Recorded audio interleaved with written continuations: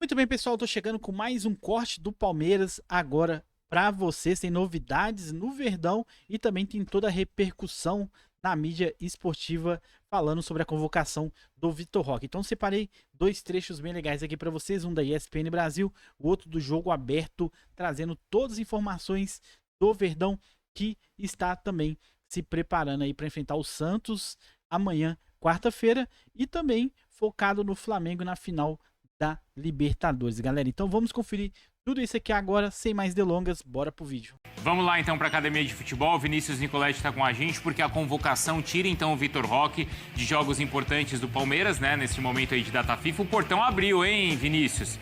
Mas não vão deixar o Vitor Roque sair não, né? Pelo que o Felipe contou pra gente. O portão abriu porque os jogadores estão deixando o treinamento nesse momento, encerrando nesta terça-feira, começando a preparação já para enfrentar o Santos na próxima quinta-feira. Pois é uma boa notícia para o Palmeiras, porque o Vitor Roque, deixa eu ver se dá para passar aqui comigo, vou dar um passinho para cá.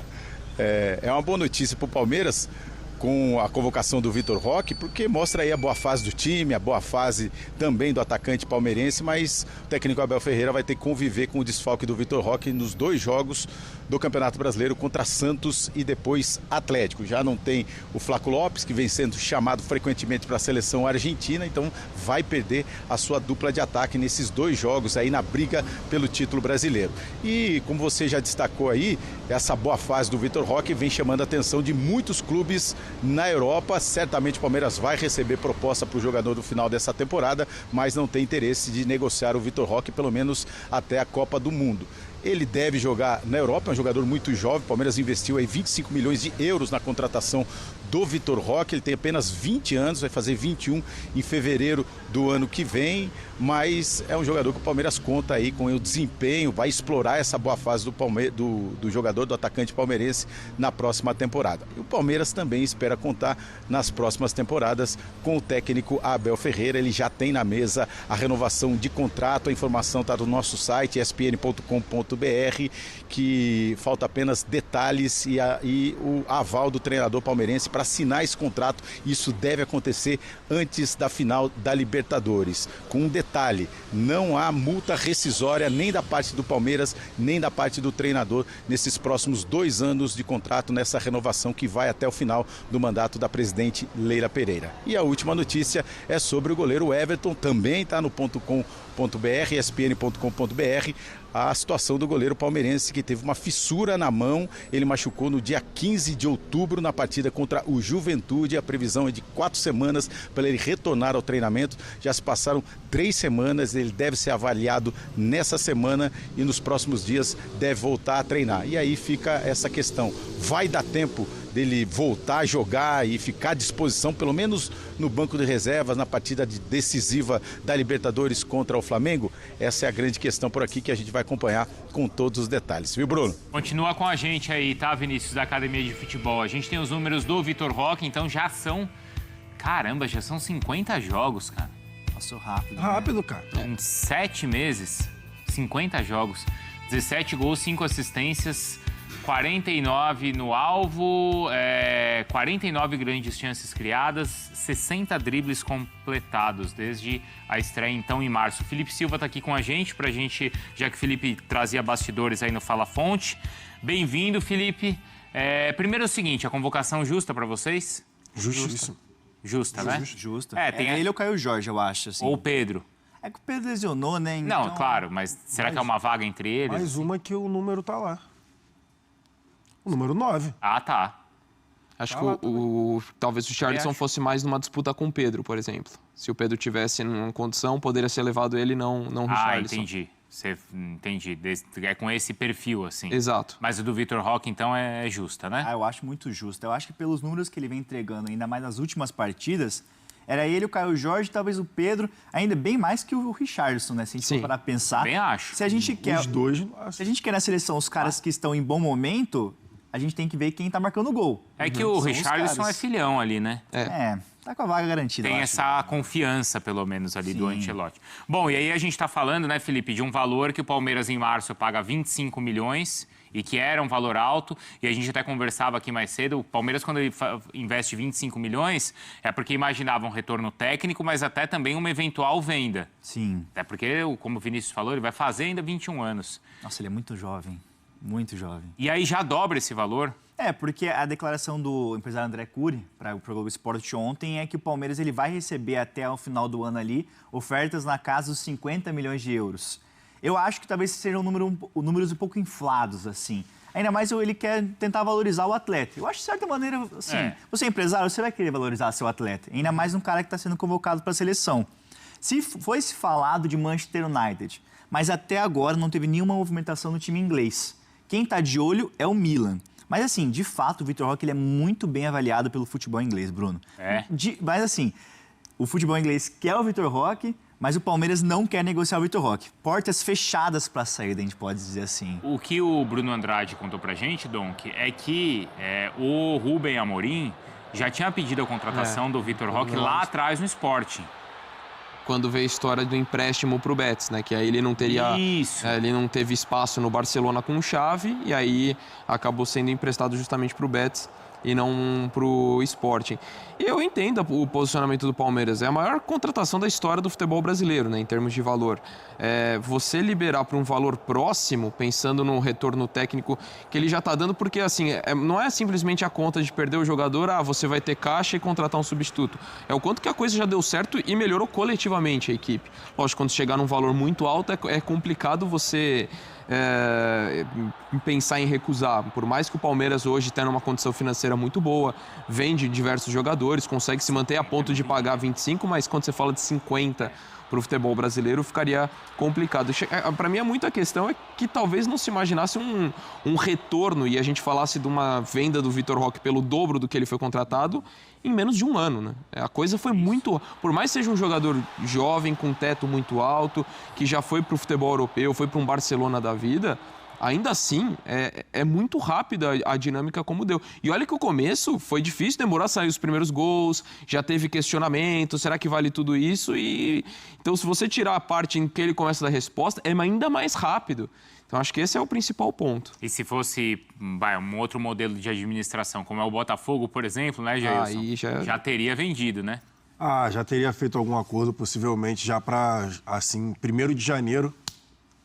Tchau. Tem isso, fica até... Eu queria levantar uma situação em relação a esse possível acerto aí do Vitor Roque. Não sei se vocês concordam comigo.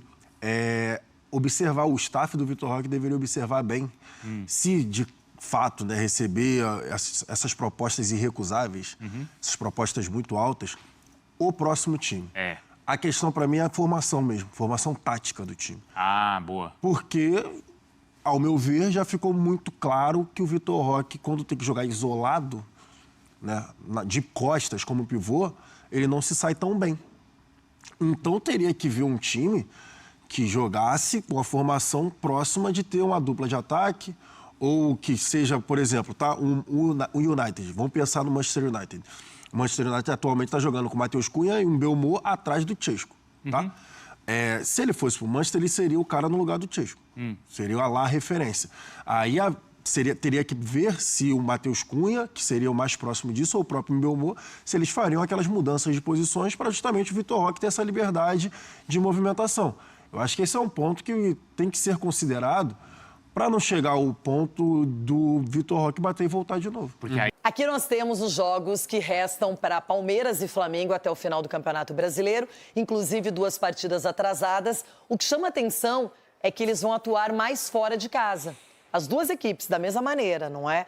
Então, eles vão ter vários duelos longe dos seus domínios e do seu torcedor em casa. Agora, são 2 equipes muito fortes que têm potencial para vencer, tanto jogando em casa quanto longe. São 2 equipes que mostram elenco, força, constância na tabela, bons números. Ronaldão, quem é o favorito, de verdade, sem clubismo? Então, assim, vendo pelo elenco, né? Vamos ver pelo elenco. E da forma que está jogando também, né? Nós temos que colocar tudo isso na balança.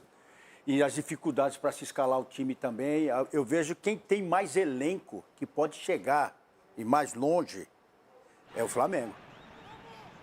Porque parece que o Palmeiras já venceu a LDU e já ganhou esse um ano. Né, pela comemoração, por o efeito cascata que teve ali. Olha, temos que bater aqui para fazer ali, temos que não sei o quê. E o Flamengo até agora não teve essa união para enfrentar ninguém. O Flamengo tá indo aí, ó, despacito, vai lá, papapá, pipipip. Vai ter uma hora do Flamengo. Eu tô achando que essa hora do Flamengo vai ser nessa final em Lima aí. Não sei nem se vai ser em Lima. Tá, mas aqui a gente tá falando de Brasileirão, Série A. Então, mas aí vai ser uma coisa só, porque tem um time aí que não ganhou nada até agora, nesse confronto. Tem um time que não teve o gostinho de ganhar nada até agora. Mas tá disputando. O Flamengo já ganhou. Mas tá O Flamengo disputando. já teve lá o Cariocão. Cariocão. E o Flamengo já tem esse time que é cascudo. Tanto é que o próprio treinador já falou assim, ó. Tem gente aqui que tá disputando pela 4ª vez, já sim, a final da Libertadores. Então é um time cascudo. E um outro ali ainda, que o treinador ganha, ele fica feliz. O treinador é bipolar. Ele ganha e fica feliz. Aí perde e coloca a culpa na Sim, mas você quer que o treinador fique feliz quando perde? Não tem meio tempo. E você vê aí um outro treinador do outro lado, o Felipe, aqui centrado, chamando pra ele a responsa. Opa, aí eu vi que depois do jogo do Palmeiras ele falou. Bem auxiliado pelo Rodrigo Caio, bem auxiliado, com um time bom, chamou a atenção do Pedro quando teve que chamar a atenção do Pedro, o Pedro respondeu e pode voltar para a seleção brasileira. Então, você me fez uma pergunta que eu vou te responder com clareza. Mas veja como são as coisas, eu não sei. Os dois confrontos é o Flamengo. Se o Pedro estivesse disponível jogando, sem lesão, ele poderia estar na seleção brasileira, mas não está. E quem foi? Vitor Roque. Porque se o outro tá, ele não ia, né? A futebol é assim. Se um tá bem, o outro tá fora, Cicinho. Eu quero ver. Até o Varela, me responde isso. O Varela falou que preferia pegar a LDU do que o Palmeiras numa final de Libertadores. Mas precisa... Ué, tá com medo? Não é medo. Tá com medo? Você perguntou da preferência. Você também não preferiria se jogasse? É claro que Vocês ficaram com medo da LDU. Você prefere medo ou prefere sol? Agora que o Ronaldo falou assim, que comemorou, que já tá comemorando. Pois é claro, ganhou de 4. Ninguém tinha... Você não tem que explicar esse 4x0, você tem que explicar o 3x0 que vocês tomaram lá. Ninguém tinha feito isso. Ué, que vale ao final. Na minha cabeça. Ganhou lá, mas não levou. Você tem que explicar o 3x0 que vocês tomaram lá. Ele ganhou lá e não levou. E não tá na final. O que acontece? Tem uma coisa errada aí. Agora, o mais importante de tudo... Não foi 3x1? Lá foi 3x0 pro LDU, não foi? Achei que era do Flamengo. Não, então lá foi 3x0. E o mais importante de tudo... Agora quer explicar os 4x0 aqui? Explica o 3x0 lá. O Flamengo mas sério mesmo, quando um time passa por 2 jogos e se classifica, não é o que vale? O que vale é o final. O Flamengo ganhou de quem pra chegar na final aí? Fala pra mim quem ganhou o Flamengo aonde? Jogou aonde o Flamengo? Que pressão, que atmosfera que o Flamengo jogou pra poder passar, Cicinho. Como diz o Agel Fux, não importa como começa, e sim como termina. Não, vocês estão falando na forma que o Flamengo. Peraí, vocês estão divagando muito. Cicinho, você que tá neutro mais ou menos nessa história, mais ou menos, não é? De verdade, Série A, Libertadores a gente deixa pra depois. Quem é o favorito pra você pra vencer o título a partir desses confrontos que ainda restam? Olha, Renata, nós estamos falando do Flamengo que tem jogadores assim como Arrascaeta, como Pedro, tem craques ali no time. Já o Palmeiras não tem um jogador assim que a gente fala, tem um grande craque, que só que tem no elenco, né, no conjunto ali, tá se sobressaindo. Vamos lá, eu como torcedor, eu jogaria minhas fichas no Flamengo. É claro, você vai torcer pro Palmeiras? Não é questão de torcer pro Palmeiras. Cicinho, pelo amor de Deus. Eu tô entendendo o raciocínio Peraí, eu posso ter minha opinião? Claro, deve. Agora você quer que eu obrigar... Mas você tá aí no clubismo. Mas sabe uma coisa engraçada? É a questão da eficiência, porque o melhor ataque é o do Flamengo, o melhor defesa é do Flamengo, o time que menos perdeu no campeonato é o Flamengo. Os números, quando você pega a tabela e não olha só a pontuação, são impressionantes. A campanha que faz o Flamengo é incrível, mas tem um Palmeiras que também resolveu jogar melhor a partir das últimas semanas. Eu já acho que o Palmeiras, na questão do clássico... Quem tem mais vitórias? Eu acho que na questão do clássico, o Flamengo só tem ali o Fluminense, né, considerado o clássico. O Palmeiras vai tomar 2 tacas nos 2 jogos. Deixa eu te falar uma coisa pra você, sim. O Campeonato Brasileiro... Porque clássico é divisor. Eu disputei Campeonato Brasileiro e ganhei 4 Campeonatos Brasileiros de ponto corrido. Eita! Você faz assim, se você ganha título e perde título contra time que tá brigando pelo rebaixamento. Então, o Santos... O Palmeiras não ganhou do Flamengo, não ganhou do Cruzeiro. Então, sim, tá certo. Mas só que o Flamengo perdeu pro Fortaleza, perdeu pontos importantes. Perdeu pro Santos. Entendeu? E isso que diferencia o do campeão ou não. Então eu vejo assim, o Palmeiras tem mais vitórias e ganhou mais desses times. Porque esses times que estão brigando pelo título vai trocar ponto. E agora esses times que estão lá embaixo não vai ganhar ponto ou outro. Então acho que por isso que eu penso que é o Palmeiras.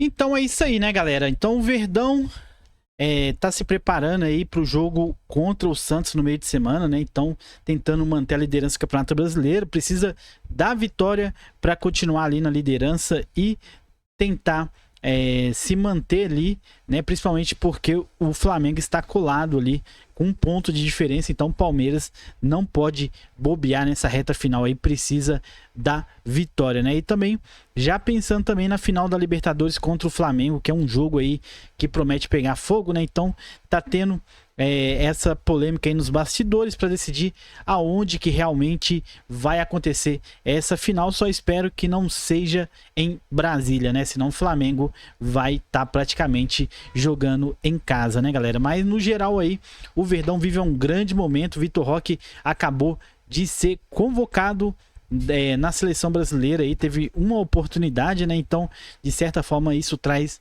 uma confiança a mais para o jogador, né? Acredito que essa convocação é boa para o Vitor Roque, mas é ruim para o Palmeiras, que tá aí focado aí nessa reta final para tentar conseguir esses 2 títulos aí da Libertadores e do Campeonato Brasileiro, né? Os 2 títulos mais importantes aí, as competições mais importantes do ano, né, galera? Então, se o Palmeiras conseguir, vai ser sensacional, né? E o contrato do Abel tá na mesa aí para renovação, um contrato diferente que ele pode sair na hora que ele quiser, né? Então, realmente bem interessante a forma que a Leila tá fazendo aí para convencer o Abel ficar um pouco mais, né? O Abel realmente é um dos maiores técnicos aí que já passou pelo Palmeiras, se não for o maior, né, galera? Então, vou ficando por aqui, tamo junto, até o próximo vídeo, valeu, fui!